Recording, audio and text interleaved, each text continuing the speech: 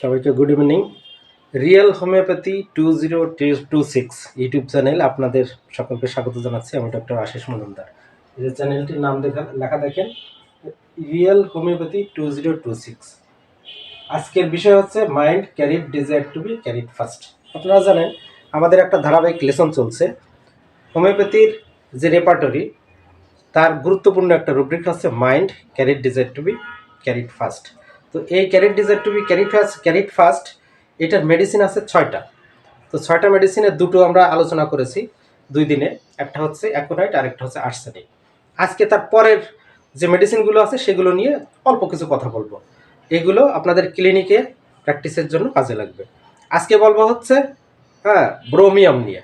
বেলেডোনাটাও হয়ে গেছে, ব্রোমিয়াম। তো ব্রোমিয়াম কেন carried desire to be carried first হতে চায় সেটা আমাদের দেখতে হবে, বুঝতে হবে। মনে রাখবেন, ব্রোমিয়াম তাড়াতাড়ি সুস্থ হতে চায় বা রোগের ডাক্তারের কাছে তাড়াতাড়ি রোগ থেকে আরোগ্য পেতে চায় একটাই কারণে, সেটা হচ্ছে তার বিজনেসের কারণে। Activity desires activity business in, মনে রাখবেন এই রুব্রিকটার কারণে। যেমন কিনা 6 মাস আগের কথা, আমাদের এক ডাক্তারবাবু, ও 2টো চেম্বার, একটা গ্রামে আর একটা শহরে।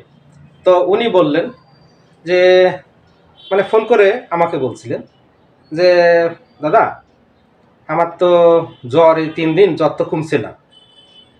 তো তাকে বলা হলো যে আপনি রেস্ট নিন, অসুবিধা কি? বলে না না, আমার আগামীকাল গ্রামের চেম্বারে বসতেই হবে, ওখানে অন্তত 50 জন রোগী সিরিয়াল দেওয়া আছে।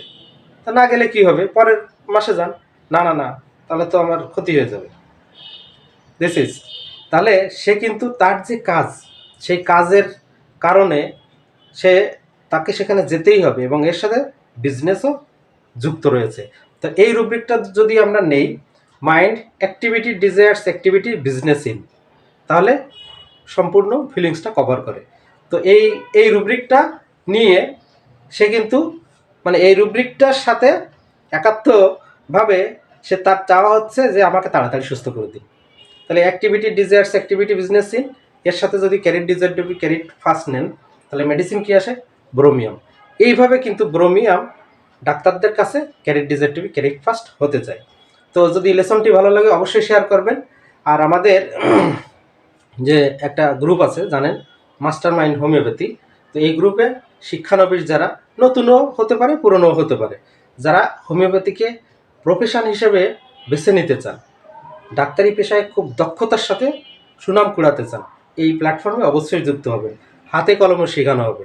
ক্লাসিক্যাল মাইন্ড দুটোই এখানে আমরা আলোচনা করি, শিখিয়ে থাকি, যাতে আপনি ক্লিনিক্যালি খুব সহজে রোগীর মেন্টাল ফিলিং ধরে মেডিসিনে পৌঁছাতে পারেন এবং আপনার কেস যেন মানে বিফল হওয়ার কোনো চান্স না থাকে। তো আপনারা যদি আমাদের এই প্ল্যাটফর্মের ক্লাসগুলো পছন্দ হয় তাহলে অবশ্যই আমাদের সাথে যোগ দিবেন। সবাই ভালো থাকুন, সুস্থ থাকুন, আবার ক্লাসে দেখা হবে। শুভ সন্ধ্যা।